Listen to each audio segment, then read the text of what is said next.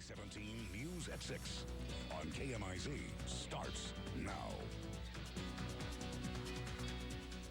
As the man accused of beating another man to death at the Truman VA hospital in Columbia prepares for another court date next week, hospital leaders say safety measures are still solid at the facility and they aren't changing what they do.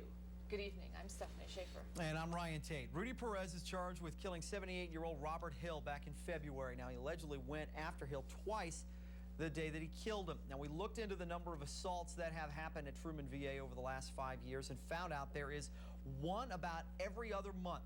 ABC 17's Brad Johnson spoke with hospital leaders, and New Tonight at 6 joins us live from the hospital with details. Brad?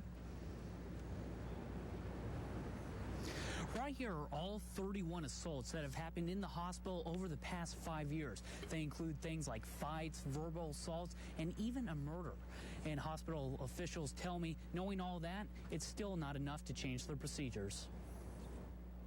Hospital leaders tell me they do all they can, but there isn't much they can do to prevent all the assaults from happening. One doctor says fewer than 25% of the patients are considered dangerous, but all of the patients have the chance to become violent. That's when they have to contact authorities. And VA police say even with the number of assaults that take place, there's nothing they can change. Our protocol is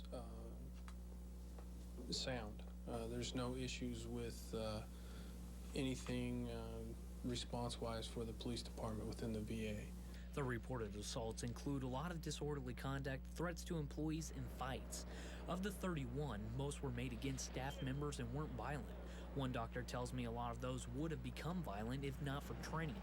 But 5 were still violent towards staff, and they say there's nothing they can do to stop them, not even changing protocol. I think that's just going to be part of, a staff member's healthcare experience. I think there's an appreciation that comes with the environment of care. Patients are not kept apart based on behaviors or manner of care. And VA police say they have to more or less just talk it out with the patients when situations arise. And when I started referencing the Rudy Perez murder case, the police chief says it was unfortunate what happened, but they did follow protocol and there was still a murder. We act accordingly. We did what we had to do, and a policy's been set in place, and we followed that policy. That was Brad Johnson reporting. Everybody he talked with today said that they think the hospital is safe, but there is only so much they can do to prevent these types of incidents. The hospital takes care of about 37,000 veterans around mid-Missouri and covers almost all medical fields except pediatrics.